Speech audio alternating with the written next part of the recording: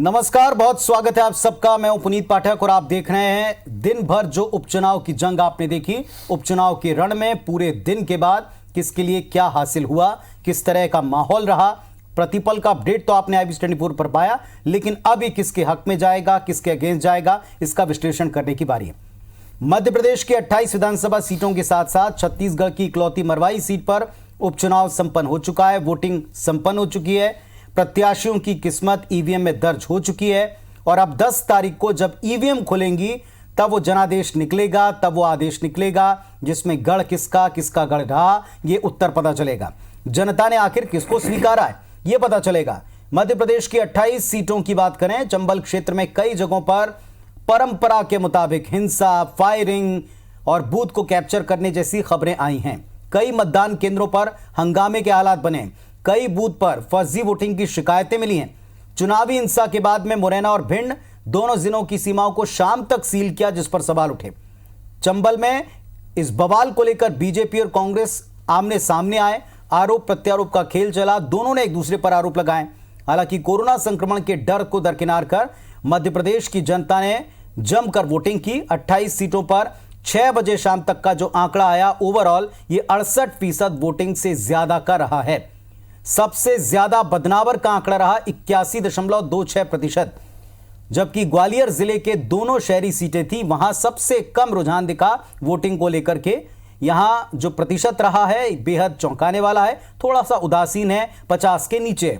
इधर छत्तीसगढ़ की मरवाही सीट की बात करें, इकलौती सीट थी जहां किसका गढ़ बचा रहा या था, इसको लेकर के जंग थी और इसके बारे में पता चला कि 77% से ज्यादा वोटिंग हुई थी, जो पिछले बार की वोटिंग के तकरीबन बराबर ही है।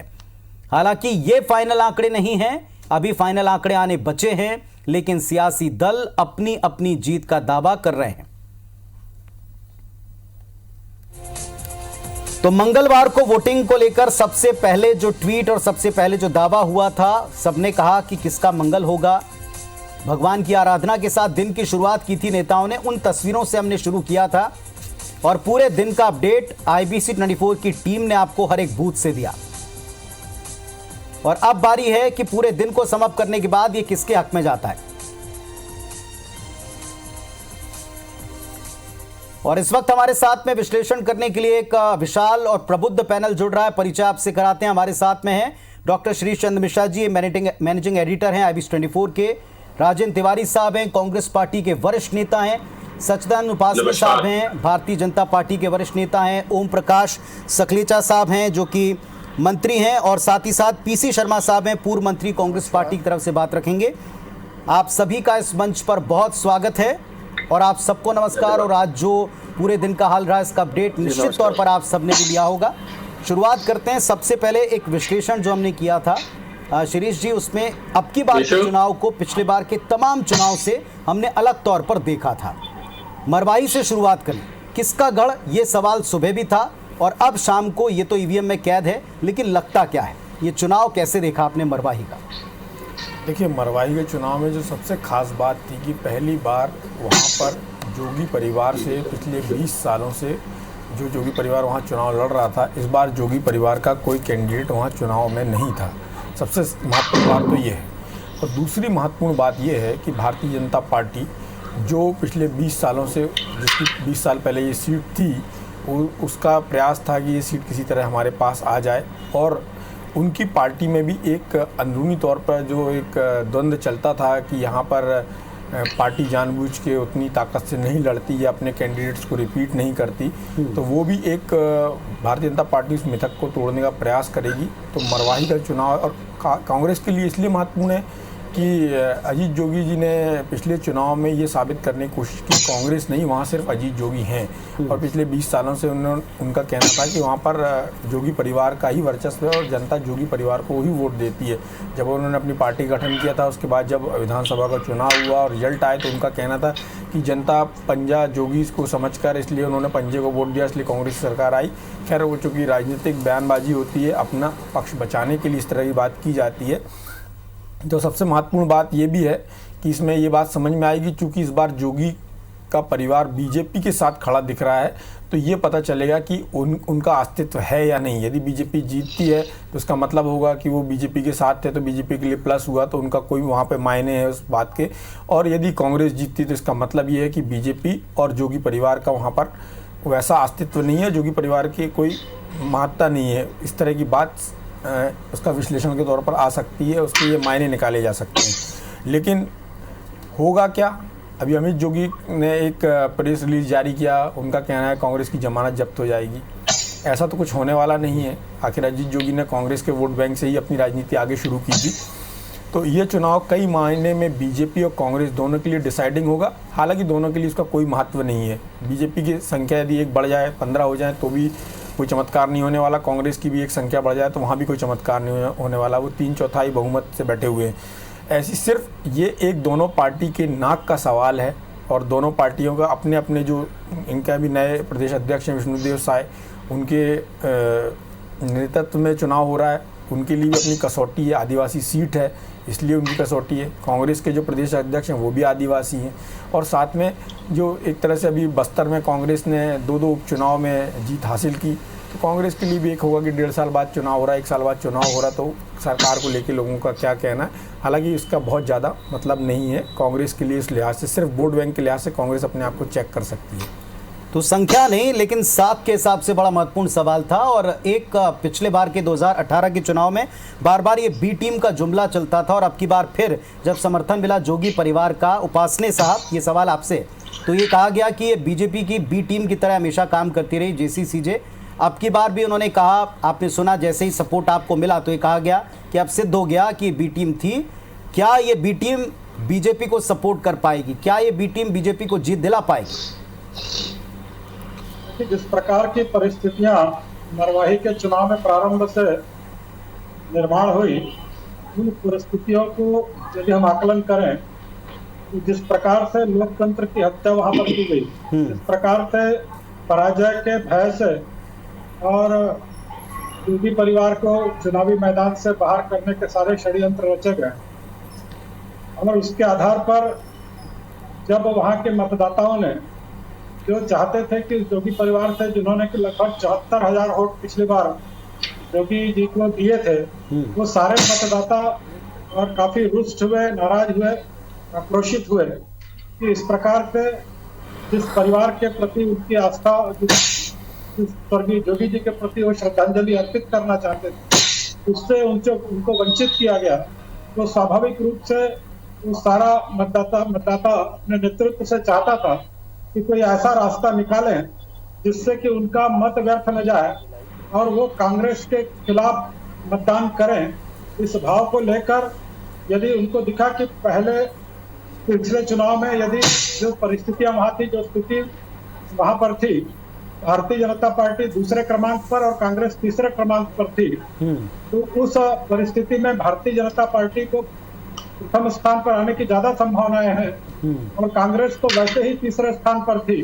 तो वो बड़े वर्ग का जो मतदाता है वो निश्चित रूप से ये चाहता था कि ये चुनाव उन लोगों को जिन्होंने लोकतंत्र की हत्या की, उनको एक बार सबक सिखाने की, जिन लोगों ने जोगी परिवार के साथ इस प्रकार से समय पर इस प्रकार का षड्यंत्र रचा उनको चुनावी मैदान से बाहर करने का, जिन लोगों को जो चाहते थे कि जोगी जी को एक श्रद्धांजलि हम दें, उन सब लोगों ने ये दबाव डाला अपने नेतृत्व पर। उस नेतृत्व ने ये अंतिम रूप से ये निष्कर्ष निकाला कि हमको भारतीय जनता पार्टी को ही और अपने मतदाताओं के पक्ष में करना चाहिए, और वही निर्णय उन्होंने लिया जो मतदाता चाहते थे। इसमें ए बी और टीम का कोई उपासने जी नहीं है, ये लोकतंत्र की हत्या का विषय है। उपासने जी, मेरे एक दो सवाल हैं जो आपने अभी जितने भी स्टेटमेंट दिए हैं कि भारतीय जनता पार्टी अजीत जोगी के परिवार के साथ जो कांग्रेस ने किया, आप मुझे इस बात का क्या जवाब देंगे कि आपकी पार्टी का एक विधायक वहां से निर्वाचित था, जिसका जोगी जी ने जिसको इस्तीफा दिला के उस सीट से चुनाव लड़ा, और उस समय आपकी पार्टी ने अपनी पार्टी के कैंडिडेट के अपहरण से लेके तमाम तरह की बातें की। उसके बाद आपकी पार्टी ने 2003 का चुनाव किस मुद्दे पर लड़ा ये आप भली भांति जानते हैं। आपने भी बहुत ज़मीन की लड़ाई लड़ी है, और आपकी पार्टी ने ही अजीत जोगी के खिलाफ एक आरोप पत्र की एक गठरी वाली पिक्चर के साथ एक पूरी किताब पब्लिश की थी 2003 के चुनाव में। और आपकी पार्टी लगातार वहाँ पे आरोप लगाती रही कि हमारी पार्टी के नेताओं को चुनाव नहीं लड़ने दिया जाता रहा है, उनको वहाँ पर बूथ कैप्चरिंग होती रही है। आज जितनी तरह की बातें आप कर रहे हैं वर्तमान कांग्रेस सरकार के बारे में, यही सब बातें आप पिछले उन चुनाव में करते रहे जब अजीत जोगी वहाँ पर पावरफुल थे। जो आरोप कांग्रेस लगा रही है वो कांग्रेस ने इस बात पर फिर से आरोप लगाया कि आप लोग उनकी बी टीम है, ये साबित हो गया।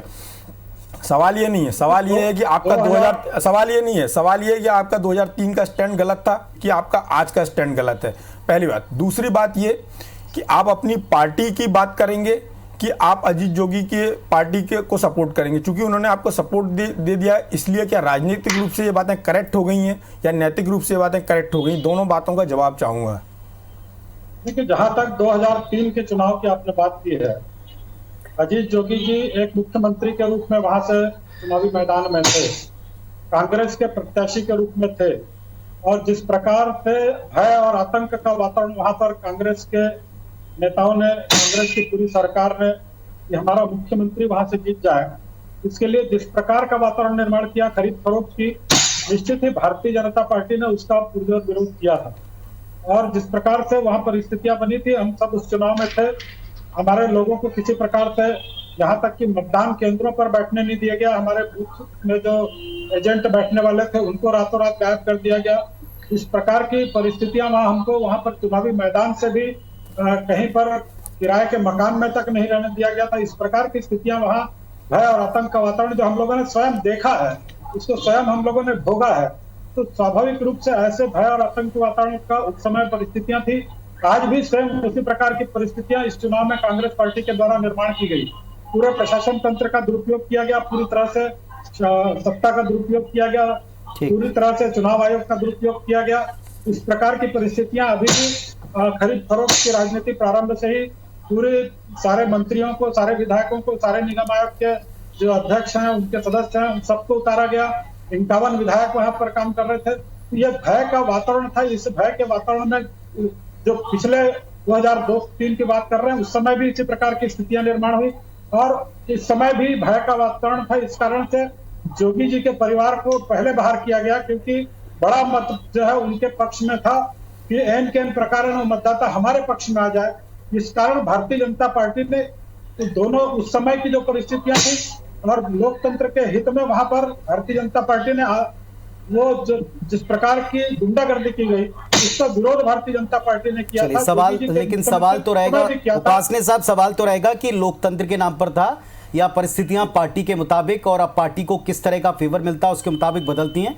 एक बात और भी, सकलेचा साहब हमारे साथ में कम समय के लिए, एक बहुत जल्दी से संक्षिप्त उत्तर तिवारी साहब आपसे मिलूंगा। 2 बड़े आरोप लगे लगातार, एक तो लोकतंत्र की हत्या तक का हवाला दिया गया, नंबर 1। नंबर दूसरा ये कहा गया कि ये गढ़ जोगी का था और इसे कैप्चर करने के लिए ये इनके इन प्रकार हर फंडा या हर पूरी ताकत लगा के सरकार ने यहां काम किया। देखिए, सबसे पहली बात तो यह है पुनीत जी कि जब वरिष्ठ पत्रकार बैठे, जिनका अनुभव भी अच्छा हो, जिनकी प्रत्युन्नति क्षमता भी हो, हाजिर जवाबी भी हो और साथ में लंबा अनुभव भी हो, और जिनकी विद्वता को लेकर के कोई प्रश्नवाचक चिन्ह नहीं लगता है, वैसे डॉक्टर श्रीश मिश्र बैठे हुए हैं और उन्होंने बड़े अच्छे ढंग से आईना दिखाने का काम किया भारतीय जनता पार्टी के मेरे मित्र सच्चिदानंद उपासने को। बहुत सी बातें हैं। मैं तो डॉक्टर मिश्र इस समय राजनीति की विडंबना और राजनीति के छल कपट, ये सारी चीजें देख रहा हूं। जिस अजीत जोगी जी को पानी पी पी करके कोसा करते थे भारतीय जनता पार्टी के लोग, किन किन विशेषणों से उनको नहीं नवाजा गया और क्या क्या भद्दे शब्द उनके लिए इस्तेमाल नहीं किए गए। और देखिए, राजनीति कैसे, वो हजारी प्रसाद द्विवेदी कहते थे ना, अजगर की चाल से चलती है, बाएं जाते जाते दाएं मुड़ती है। उसका ये नतीजा है कि किस तरह का गठबंधन हुआ है। मैं अजीत जोगी जी के बारे में कुछ नहीं कहूंगा, दिवंगत है, अत्यंत आदर है उनके प्रति मेरे मन में, और अपनी तमाम विसंगतियों के बावजूद, अपने तमाम विवादास्पद कारणों से वो चर्चा के विषय रहे, मगर इसके बावजूद इस बात में 2 शब्द नहीं है कि वो जबरदस्त नेता थे। मगर आज जो जोगी कांग्रेस के नेता हैं, वो जबरदस्ती नेता हैं। मैं अमित जोगी की बात कर रहा हूं। जोगी जी के व्यक्तित्व में, अमित जोगी के व्यक्तित्व में जमीन आसमान का अंतर है। और इस बात की व्याख्या तो उनकी अपनी पार्टी के 2 विधायकों ने किया है, प्रमोद शर्मा ने और देवव्रत सिंह ने। उन्होंने जिस तरह की आलोचना किया है अपनी ही पार्टी के अध्यक्ष की, उससे इस बात की पुष्टि भी होती है। और जिस तरह से नकली आदिवासी होने का तमगा और वहां से बात चालू करने की बात भारतीय जनता पार्टी के द्वारा की गई, उस बारे में हम लोग कई बार बहस कर चुके हैं। ठीक बात है। अब ये चूंकि राजनीति है, उसके ये नए नए रंग देखने को मिलते हैं, तो वो उसका ये उदाहरण है। और दूसरी बात ये है, ये आरोप लगा रहे हैं सत्ता के दुरुपयोग का और खराबी का, तो मैं बड़े विश्वास के साथ कहता हूं कि किसी प्रकार का सत्ता का दुरुपयोग कम से कम मरवाही में नहीं हुआ। मरवाही में जाति प्रमाण पत्र को लेकर के भी हम लोग कई बार चर्चा कर चुके हैं कि किस कारण से निर्वाचन अधिकारी ने, कलेक्टर शब्द इस्तेमाल नहीं करना चाहता क्योंकि निर्वाचन चल रहा है, इसलिए वो चुनाव आयोग के प्रतिनिधि हैं, उन्होंने जो निर्णय लिया उस पर टीका टिप्पणी इसलिए नहीं हो सकती, उस पर टीका टिप्पणी या उसको चुनौती केवल अदालत में दी जा सकती है। तिवारी जी, मैं तो आपके पास आऊंगा बाद में, विस्तार में थोड़ा सा और मरवाही पर चर्चा करेंगे हम। और आप तो अब की बार प्रचार के लिए वहां मध्य प्रदेश भी गए थे, आपके वहां के जो एक्सपीरियंस रहे उस पर भी बात करेंगे। लेकिन फिलहाल ओम प्रकाश सकलेचा जी, मंत्री महोदय हमारे साथ में। ओम प्रकाश जी, अब की बार भी चंबल अंचल में जो कुछ हुआ, देखिए जो बीजेपी का गढ़ था मालवा, वहां अच्छा परसेंटेज मिला, लेकिन जो चंबल अंचल जहां से उपचुनाव जन्मा कहें तो गलत नहीं होगा, अतिशयोक्ति नहीं होगी, वहां हिंसा का दौर आज भी रहा, उहापोह की स्थिति आज भी बनी रही, प्रशासन पर उंगलियां आज भी उठी, जो कार्रवाइयां की गई बहुत लेट और उदासीन, तमाम एक्सपर्ट ने दिन भर इसी पैनल पर कही हैं आकर के अलग अलग वक्त में। क्या इस तरह की जीत चाहिए बीजेपी को? एक सवाल यह भी उठता है।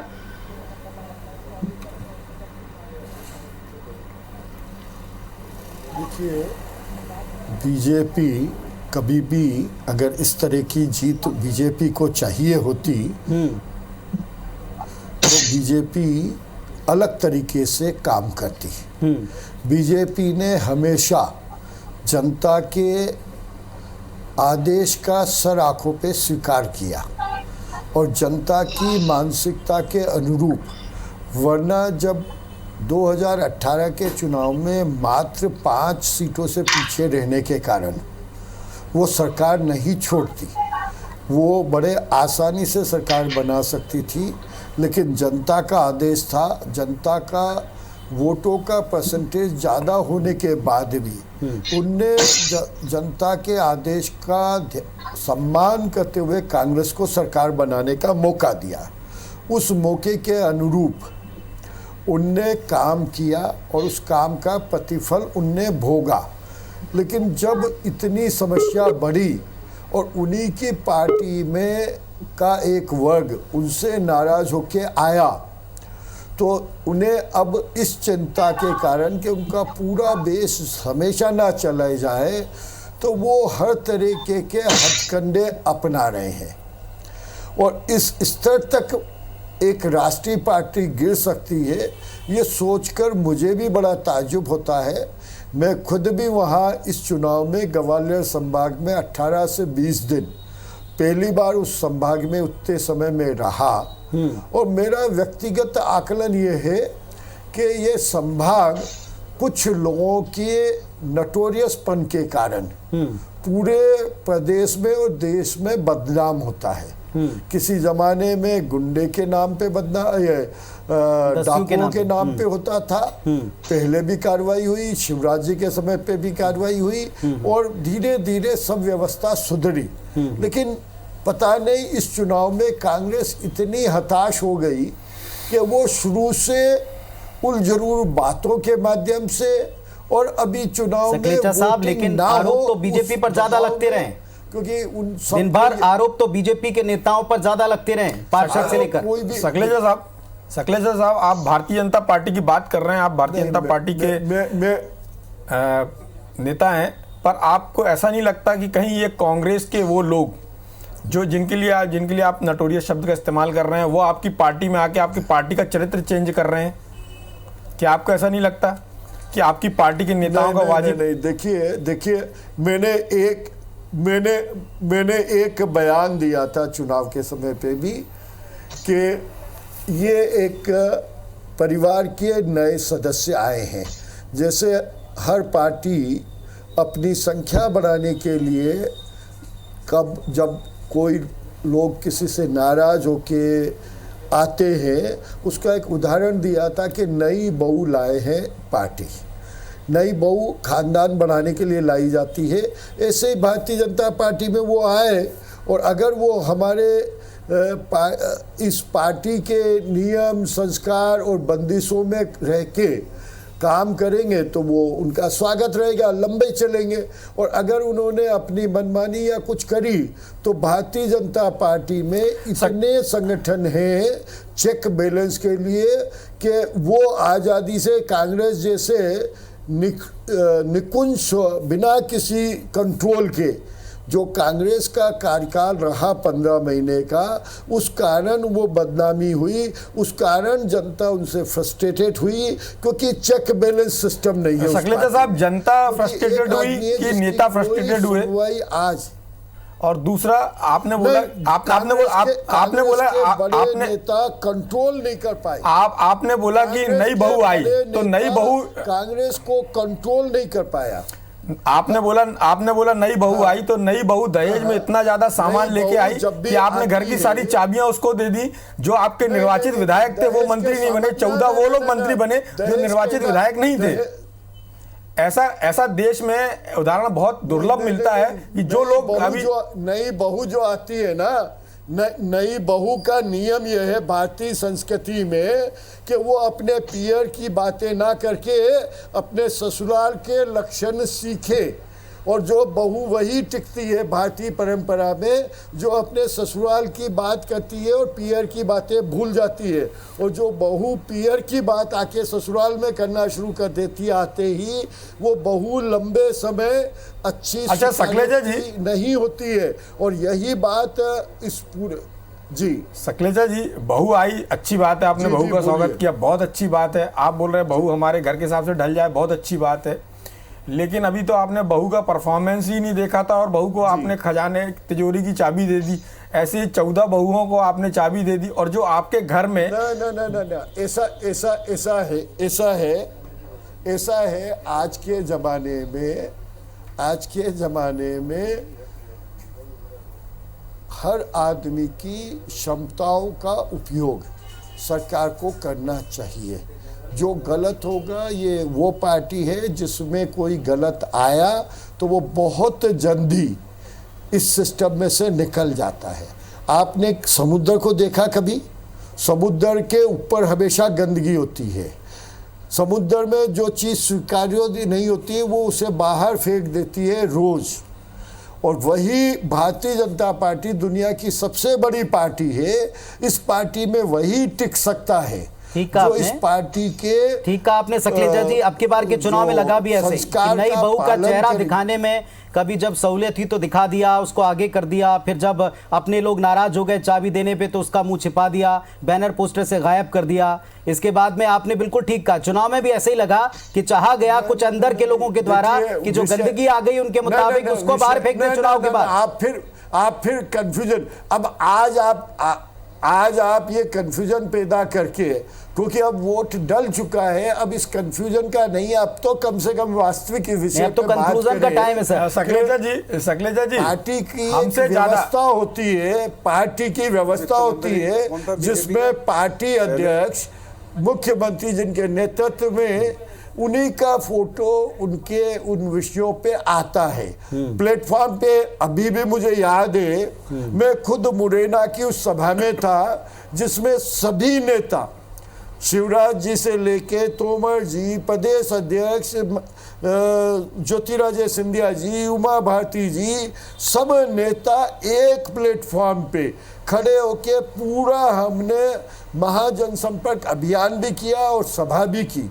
ये कोई, मैं खुद व्यक्तिगत था वहाँ और मैं खुद भी उस सभा में मौजूद था, और वही पूरी टीम ग्वालियर में भी आई। तो कहाँ किसी को नदारत किया? ये सिर्फ आदमी अपनी सुविधा से कुछ लोग बात करे तो उसका कोई अर्थ नहीं है। और अब तो मैं अपने सभी मित्रों से ये कहूँगा कि अब तो तथ्यों पे बात करें, जो होना था वो पेटी में पैक हो गया, इसलिए तो हम कंक्लूजन की किस्मत पैक हो गई। तथ्यों पे बात कर रहे हैं और तथ्यों को सकलेचा जी, तथ्यों को हमसे ज्यादा आप बेहतर समझते हैं। और रही बात कंफ्यूजन की, हमको कोई कंफ्यूजन नहीं। कंफ्यूजन आपकी जब सरकार बनी तब था, इसलिए आपके मंत्रिमंडल में देरी हुई, इसलिए आपके मंत्रिमंडल के विभागों के बंटवारे में देरी हुई। इतना लंबा इतिहास किसी का नहीं है कि इतने लंबे समय तक मंत्रिमंडल का विस्तार नहीं होना और उसके बाद विस्तार होने के बाद उसमें विभागों का बंटवारा नहीं होना। आप बेहतर समझते हैं, ठीक है, राजनीतिक मर्यादा है, आपकी अपनी पार्टी लाइन है जिस पर आपको बोलना है, हम उसका सम्मान करते हैं और हमें सम्मान करना चाहिए। रही बात आपकी बहू है नई, तो आपको कैसे संभालना वो आपके घर का मामला है, आप बेहतर समझते हैं। जी, शर्मा जी भी हमारे साथ में। शर्मा जी, आप सुन रहे थे और जब प्रचार का दौर चल रहा था तो पुरजोर तरीके से आप भी इलाके में गए। मैंने आग्रह पहले भी किया था जी, मेरे को थोड़ा सा एक मीटिंग के लिए निकलना है। जी, मैं सभी को नमस्कार करते हुए अपनी वाणी को विराम। चलिए ठीक है। तो उपचुनाव के रण में कौन बाजी मारेगा ये तो 10 तारीख को खुलकर सामने आ जाएगा। ईवीएम में नतीजे कैद हो चुके हैं, खुलेंगे 10 तारीख को, लेकिन इसके पहले दिन भर का और पूरे चुनाव का विश्लेषण हम कर रहे हैं। पूरा पैनल जुड़ा है। राकेश जादौन साहब हैं जो हमारे साथ में भारतीय जनता पार्टी की तरफ से मध्य प्रदेश जुड़ गए, और पूर्व मंत्री मध्य प्रदेश शासन के पीसी शर्मा साहब हैं, कांग्रेस पार्टी की तरफ से वो जुड़ गए। शर्मा जी, ब्रेक पर जाने से पहले आपने सुना जो सकलेचा साहब ने कहा, उनके यहाँ एक नई बहू है, उसकी वजह से पूरे प्रदेश में एक दिक्कत हुई, उपचुनाव की नौबत बनी। अब ये उपचुनाव में जो कांग्रेस का दावा था, पूरा दिन देखने के बाद क्या दावा अभी भी वही है कि सारी सीटें आप जीतेंगे?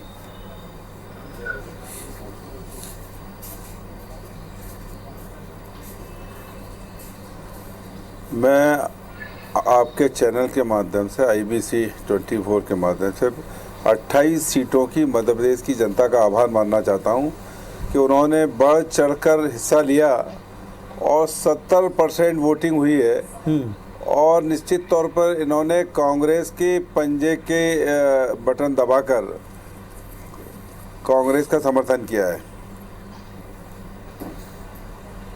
शर्मा जी, आप और जो सकलेजा जी कह रहे थे कि नई बहू है, मेरी आवाज आ रही है? जी बिल्कुल आ रही, कहें अपनी बात पूरी।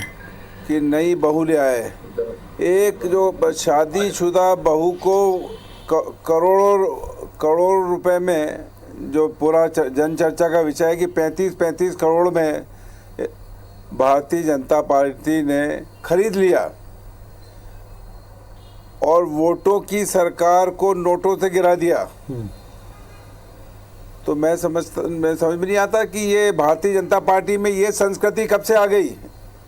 ये संस्कृति कब से आ गई कि शादीशुदा बहू को खरीद फरोख्त करके ये अपनी पार्टी में ले आए, और जैसा आपने कहा कि इन्होंने पूरी चाबी उसको सौंप दी, ये बड़ी आश्चर्यजनक बात है।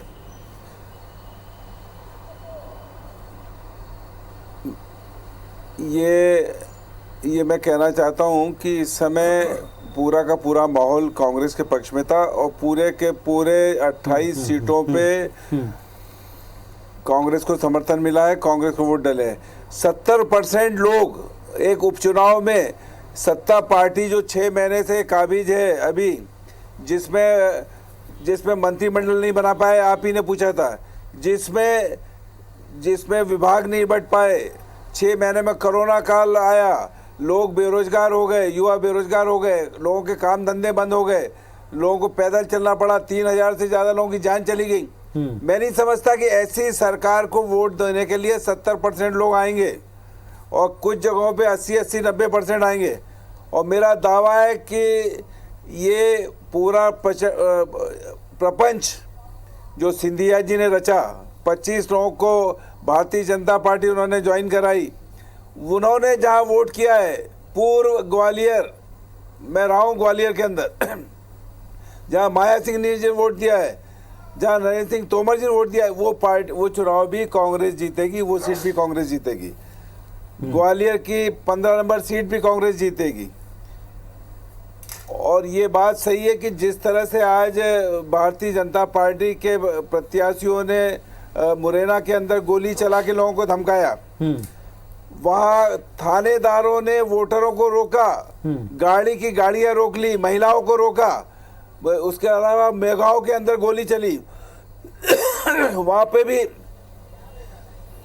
बूथों को लूटने की कोशिश की, डंप करने की कोशिश की। ये सब किया गया भारतीय जनता पार्टी के द्वारा। पूरे प्रशासन का, पूरे पुलिस प्रशासन का पूरा फायदा उठाने की कोशिश की। मुंगावली में भी यही हुआ, लेकिन इससे कोई फर्क नहीं पड़ेगा। ये चुनाव बिकाऊ और टिकाऊ के बीच में था। ये जो लोग बिक के गए 35-35 करोड़ में, इनको जनता कहीं से भी पसंद नहीं कर रही है। और हमारा पूरा नारा ही यही रहा कि बिकाऊ नहीं टिकाऊ चाहिए, गद्दारों की नहीं, कमलनाथ जी की सरकार चाहिए। ये जो गद्दारी करवाई भारतीय जनता पार्टी ने, उससे आक्रोशित थी जनता और उस आक्रोश में उन्होंने वोट डाला, इसलिए इतना हाई परसेंटेज आया है। और जहां कम परसेंटेज आया है वहां भारतीय जनता पार्टी के वोटर निकले नहीं। दूसरी बात, इन 14 मंत्री बना दिए बगैर चुनाव के। और इन्होंने जो भारतीय जनता पार्टी के नेता थे, चाहे वो डॉक्टर सेजवार हो, चाहे जयंत मलैया हो, चाहे जयपान सिंह पवैया हो, चाहे दीपक जोशी हो, इन सबको इन्होंने साजिश करके, चाहे शिवराज सिंह चौहान हो या भारतीय, इन सबको इन्होंने इनका पॉलिटिकल कैरियर खत्म कर दिया। वो लोग इन 25 सीटों पे जो भारतीय जनता पार्टी के जो पार्षद बनना चाहते थे, जो पंच बनना चाहते थे, उनका भविष्य इन्होंने खत्म कर दिया, खत्म करने का प्रयास किया। क्योंकि ये लोग अगर जीत जाते तो इनको कोई पूछता नहीं, जो भारतीय जनता पार्टी के 25 सालों से काम कर रहे थे। इसलिए पूरे के पूरे 28 सीटों पर भारतीय जनता पार्टी के लोगों ने भी हमारी मदद की है। ठीक है। और कांग्रेस का कार्यकर्ता भी एकजुट हो गया। और 16 की 16 सीटों में बीजेपी का दावा है लेकिन कि बूथ मैनेजमेंट से उन्होंने काफी कुछ कवर किया अंतिम 6 दिनों में, और खासतौर से आज। क्या आपको लगता है बूथ मैनेजमेंट से कुछ कवर हुआ है? और इस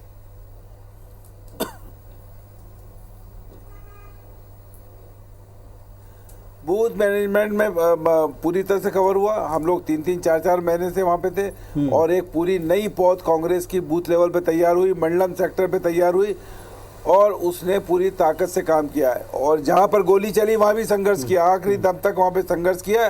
और वोटिंग कांग्रेस के पक्ष में हमारे बूथ के कार्यकर्ताओं ने कराई।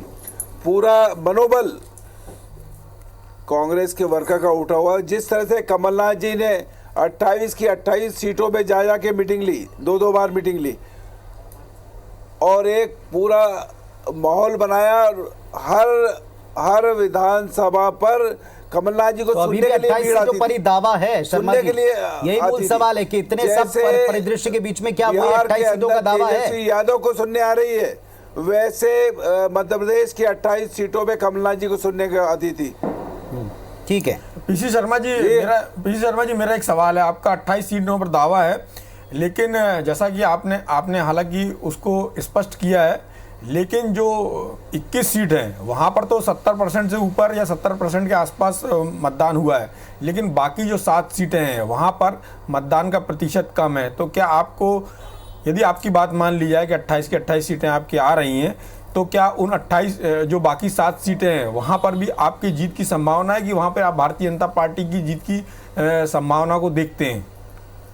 और दूसरा सवाल ये था, जैसा कि पुनीत ने सवाल किया कि जो बूथ लेवल पर भारतीय जनता पार्टी की तैयारी अच्छी थी। दूसरा एक और बात ये थी कि भारतीय जनता पार्टी के नेताओं ने संयुक्त रूप से जो रैलियां की और जो सभाएं की, उसको आप कितनी हद तक उसका प्रभाव खत्म कर पाए?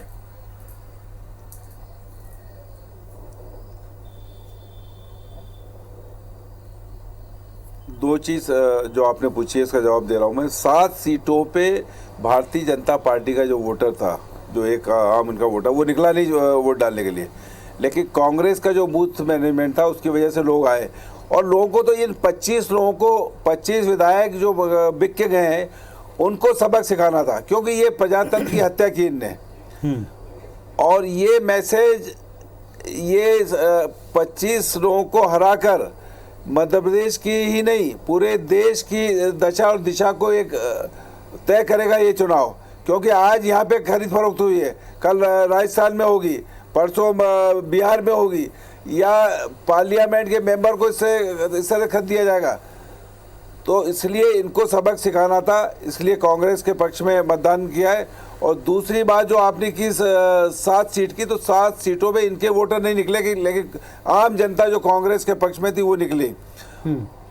और दूसरा सवाल जो एक सवाल और पूछा था, बूथ मैनेजमेंट और जो रैलियां की हैं बीजेपी के नेताओं ने, संयुक्त रैलियां की हैं और रोड शो किए हैं, उसको एक लेकर सवाल और क्या था मैं भूल लास्ट गया। आवर्स में भी उनका दावा था कि हमने अंतिम दिन, आज के दिन काफी मैनेज किया।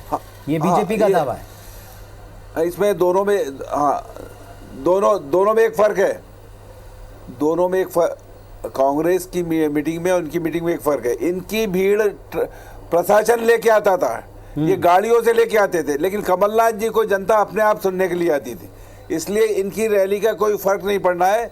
जो लोग इनकी रैलियों में ट्रकों से, गाड़ियों से गए या कलेक्टर एसपी के कहने से गए, पटवारी और थानेदार के कहने से गए, ये वोट कांग्रेस को डालेंगे। ठीक है, ये कांग्रेस के पंजे की बटन दबा दी है इन लोगों ने। ठीक है। मैं फिर आपसे ना आखिर में एक बार फिर अपना सवाल जरूर दोहराऊंगा कि अभी भी 28 के 28 सीटों पर जो जीत के दावे थे, क्या उसको हम अभी थोड़ा चेंज करना चाहते हैं? लेकिन जादौन साहब भी हैं, थोड़ा उत्तर उनसे भी ले लूं क्योंकि वक्त बड़ी तेजी से गुजरता है। इतना अच्छा पैनल है कि उन सबके पास जाने की इच्छा होती है। जादौन साहब, क्या ये जो ज्यादा वोटिंग प्रतिशत रहा है कोरोना संक्रमण काल में भी, इस समय में भी, लॉकडाउन के बाद जब लोग काम धंधों के बीच परेशान हैं तब भी, तो क्या ये माना जाए कि प्रशासन के, सरकार के खिलाफ है? क्योंकि ये पुराना चुनावी गणित बताया जाता है और अभी भी दावा है कांग्रेस का कि ये सरकार के खिलाफ है। बाउंड होती है।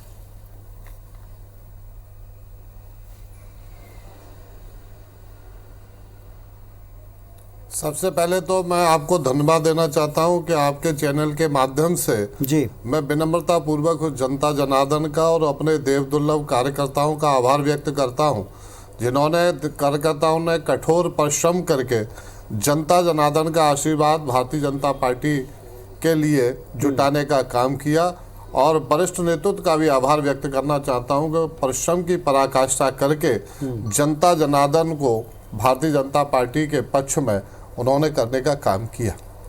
रही बात यहाँ तक वोटिंग परसेंटेज की, तो मैं आपको बिल्कुल विनम्रता पूर्वक कह रहा हूँ कि ये जो 15 महीने का कुशासन था कांग्रेस सरकार का, हमारी जनता जनार्दन मध्य प्रदेश की, चाहे वो किसान हो या युवा हो, सारे के सारे लोग या कर्मचारी अधिकारियों के परिवार के लोग हो, वो इतने आक्रोशित थे कि उन्होंने आक्रोश अपने मत के माध्यम से प्रकट करने का काम किया और भारतीय जनता पार्टी को आशीर्वाद देने का काम किया है। अभी हमारे मित्र कांग्रेस के ये कह रहे थे कि ऐसा, मुझे कहने कोई अतिशयोक्ति नहीं है, हर व्यक्ति को अपने दल के बारे में ठीक सोचने का पूरा अधिकार है, लेकिन कभी कभी मुझे ऐसा लगता है कि व्यक्ति दिन में जागते में भी सपने देखने का काम करता है। परिस्थितियां देखो, हमने देखा कि जहां हमारे वरिष्ठ नेतृत्व की रैलियां हुई थी, सीएम साहब हमारे जहां जहां गए, जहां जहां हमारे बड़े नेता रैलियां या सभाएं करने गए, जनता जनार्दन जो बढ़ के आई है, निश्चित रूप से उसकी आंखों में जो परिवर्तन का दृश्य हमने अपनी आंखों से देखा है, मैं भरोसे पूर्वक कह सकता हूं कि आने वाले समय में भारतीय जनता पार्टी के लिए वो बड़ा ही सुखद है। 10 तारीख को दीपावली से पहले जनता जनार्दन के आशीर्वाद से और हमारे देव दुर्लभ कार्यकर्ता के कठोर परिश्रम के कारण हम दीपावली 10 तारीख को ही मनाएंगे। ऐसा मैं बिल्कुल विनम्रता पूर्वक और हाथ जोड़ के भरोसे पूर्वक कह रहा हूं। लेकिन देवतुल्य कार्यकर्ताओं पर भरोसा कितना किया जादव साहब? देवतुल्य कार्यकर्ताओं को ही, कहना चाहता हूं कि देवतुल्य कार्यकर्ताओं को ही, जो आपके नए सदस्य आए हैं, जिनको आपके पहले जो नेता थे मंत्री महोदय वो नई बहू बता गए हैं, उनके आने के बाद तो पूरा घर ही अलग तरीके से चलने लग गया, अलग तरह से उस घर की चाबियां उनको सौंपी गई, उससे वो देवतुल्य कार्यकर्ता ही सबसे ज्यादा नाराज बताया गया, बिलक बताया गया। इसीलिए ये इतने प्रश्न उठ रहे हैं। किंतु परंतु मैं अपनी परंपराओं से अलग हटके नई बहू के मुताबिक चलने लग गए, ये तक आरोप हैं। मैं आपसे कह रहा हूं ना भैया, मैं ही आ रहा हूं। मैं आपको कह रहा, एक सवाल मेरा भी था। मेरा आशय यह है, मैं आपसे ये कहना चाहता हूं विनम्रता, मैं आपसे कह रहा हूं ना साहब, मेरी बात सुन लें। जी जादव साहब, मैं अपनी बात कह दूं, जहां तक आपने देव दुर्लभ कार्यकर्ता की बात कही, पूरे विश्व में ऐसा कोई संगठन नहीं है, जहां कोई संगठन ऐसा नहीं है जहां कार्यकर्ता को देवदुर्लभ कहा जाए। भारतीय जनता पार्टी के कार्यकर्ता को इसलिए देवदुर्लभ कहा जाता है कि वो अपने लिए नहीं, विचार के लिए काम करता है, वो अपने लिए नहीं, राष्ट्र के लिए काम करता है, भारत माता को परम वैभव पर पहुंचाने के लिए काम करता है। इसलिए हमारे संगठन के द्वारा जो भी निर्णय लिया जाता है, कार्यकर्ता उसे अक्षर से आत्मसात करके, परिश्रम की पराकाष्ठा करके परिणाम तक पहुंचाता है। इसलिए भारतीय जनता पार्टी के कार्यकर्ता को देवदुर्लभ कहा जाता है, ऐसे ही नहीं कहा जाता। कार्यकर्ताओं पर सवाल नहीं था सर, कार्यकर्ताओं पर सवाल नहीं था जादवन साहब, कार्यकर्ताओं की नाराजगी पर प्रश्न था। चलिए एक छोटा सा ब्रेक ले लें, फिर शिरीष जी को भी एक प्रश्न आपसे पूछना है। तो चुनाव के रण में कौन आगे और किसे लाभ या किसे नुकसान, इसकी हम चर्चा कर रहे हैं। जादवन साहब से सवाल पूछना चाह रहे हैं शिरीष जी। जादवन साहब, आपने जैसा कि अपने कार्यकर्ताओं को देव दुर्लभ की संज्ञा दी है और आपकी पार्टी वैसा मानती भी है। जी जी जी, जी। और आपके कार्यकर्ता निश्चित रूप से बहुत मेहनत करते हैं, ये सबको मालूम है भारतीय जनता पार्टी के। लेकिन आपका जब इतना मजबूत जनाधार है और इतना अच्छा आपका नेटवर्क है, तो आपके जो मुख्यमंत्री हैं, मैंने प्रदेश के मुख्यमंत्री मध्य प्रदेश के शिवराज जी, उनको कई सीटों पर 5 बार 4 बार सभाएं करने की ज़रूरत, 2-2 बार रोड शो करने की ज़रूरत क्यों पड़ी? जब आपका कहना है कि 15 साल का इतना अच्छा शासन था जिसके कारण जनता चाहती थी कि दोबारा सरकार आए, तो ऐसी क्या परिस्थितियां बनी? क्या जो कांग्रेस से आए हुए लोग थे वो आपके लिए एक बर्डन की तरह थे, जिनको ना आपके कार्यकर्ता स्वीकार कर पा रहे थे ना जनता? उसको बराबर करने के लिए या उस प्रभाव को खत्म करने के लिए आपके नेताओं को इतनी कड़ी मेहनत करनी पड़ी? मेरा सीधा सवाल है, इतनी ज़्यादा मेहनत करने की आवश्यकता क्यों थी यदि इतनी अच्छी इमेज थी तो?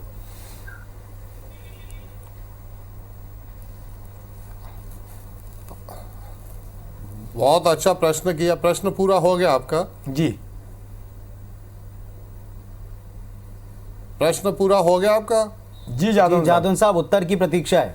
मैं आपको बहुत विनम्रता पूर्वक कहना चाहता हूं कि बहुत अच्छा प्रश्न किया जी। मैं माननीय शिवराज सिंह चौहान साहब के बारे में आपको बताना चाहता हूं कि वो एकमात्र ऐसे मुख्यमंत्री हैं जो जब से मुख्यमंत्री रहे तब से लेकर के उन्होंने क्षेत्रों के दौरे में कभी भी कोई कंजूसी नहीं बरती। वहीं कमलनाथ जी को देखो कि 15 महीने के दौरे में अगर देखोगे तो वल्लभ भवन और सीएम हाउस को छोड़ करके वो जनता जनार्दन के बीच में कहीं जाने का उन्होंने प्रयास नहीं किया। निश्चित रूप से सीएम साहब का तो ये स्वभाव है कि वो जीते हैं तो जनता के लिए, सोते जागते उठते बैठते हमेशा जनता के बीच में। और इतनी डिमांड थी, मैं आपको बताना चाह रहा हूं कि मध्य प्रदेश की जनता के बीच में माननीय शिवराज सिंह चौहान साहब की जितनी डिमांड है, जितना प्यार मध्य प्रदेश की जनता उनसे करती है, लोगों का आग्रह था कि एक एक विधानसभा में हर मंडल के कार्यकर्ताओं की इच्छा थी कि सीएम साहब हमारे मंडल में भी कार्यक्रम दें, हमारे मंडल के बीच में भी आए। अपने ही कार्यकर्ताओं में ये प्रतिस्पर्धा थी कि हम उस मंडल से ज़्यादा वोटों से जिता करके अपने मंडल से भेजें। ये जो स्वस्थ प्रतिस्पर्धा हमारे कार्यकर्ता के बीच में थी, उनकी डिमांड पर निश्चित रूप से पार्टी ने माननीय सीएम साहब के कार्यक्रम बनाए। सीएम साहब की जो मेहनत है और सीएम साहब की जो सभाएं हुई, उन सभाओं में मुझे भी रहने का अवसर मिला। और मैं आपको बहुत विनम्रता पूर्वक कह रहा हूं कि जितना प्यार और जितना लाड़ और जितना दुलार हमारे मुख्यमंत्री से मध्य प्रदेश की जनता करती है, मैं उसको शब्दों में व्यक्त नहीं कर सकता। ठीक है, न तो मस्तक होकर उस जनता जनार्दन चलिए बिल्कुल ठीक है। और जनता का प्रतिनिधि ऐसा ही व्यक्ति चुना भी जाता है। प्रति हमारी पार्टी के प्रति ऐसा ही बना रहे। हमारे साथ राजेंद्र तिवारी साहब भी हैं, कांग्रेस पार्टी के वरिष्ठ नेता हैं और छत्तीसगढ़ में इस समय सक्रिय, लेकिन मध्य प्रदेश में भी गए थे प्रचार के दौर को, ग्वालियर को, चंबल अंचल को उन्होंने भी देखा। तिवारी साहब, सारी बातें आपने सुन ली, निचोड़ क्या है? अब की बार चुनाव में आपने भी वहां से एक दावा किया था, सुना था हमने और सुनवाया था सबको। देखिए पुनीत जी, मुझको एआईसीसी ने ऑब्जर्वर बना करके चंबल संभाग में भेजा था। मैं लगातार कार्य करता रहा और मुझे बड़ी प्रसन्नता हुई जब मैं आईबीसी 24 को भी जगह जगह पर देखता था। अभी तो आपने जो सवाल पूछा है, मैं जादौन जी की बात सुन रहा था और जिस तरह के प्रांजल शब्दों का प्रयोग कर रहे थे वो, तो थोड़ा उसकी व्याख्या भी करना चाहूंगा। काफी दिन वहां काम करने का मौका मिला, गली कूचे और चौराहों पर खड़े होकर के लोगों से बात करने का भी अवसर मिला। जनता जनार्दन की बात किया इन्होंने, तो वहां की जनता रूपी जनार्दन ने पंजा साहब को चुनाव में वोट दिया था पिछले चुनाव में। तो सबसे पहला काम ये जो बाई इलेक्शन हो रहा है, जिनके कारण बाई इलेक्शन हो रहा है, उन्होंने जनार्दन को धोखा देने का काम किया। कांग्रेस को धोखा देने का तो बाद में काम किया, पहले तो जनता जनार्दन को धोखा देने का काम किया कि जिस पार्टी को जनता जनार्दन ने वोट दिया था उसको धोखा दे करके वो उन्होंने, जैसा कि मेरे बड़े पुराने मित्र सीपी शर्मा भी कह रहे थे ना कि बिकाऊ नहीं टिकाऊ चाहिए, तो वहां पर इसी तरह के नारे लग रहे थे। गली कूचे में कितने पैसे लिए गए उसकी चर्चा जनता जनार्दन कर रही थी।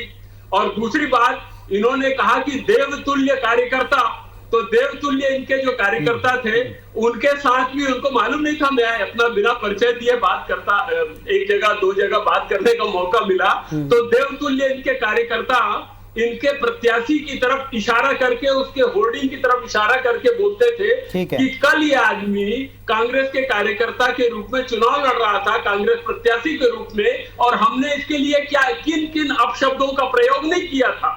अब ये हमारी छाती पे चढ़ करके हमारे कार्यकर्ता, हमारे प्रत्याशी के रूप में चुनाव लड़ रहा है।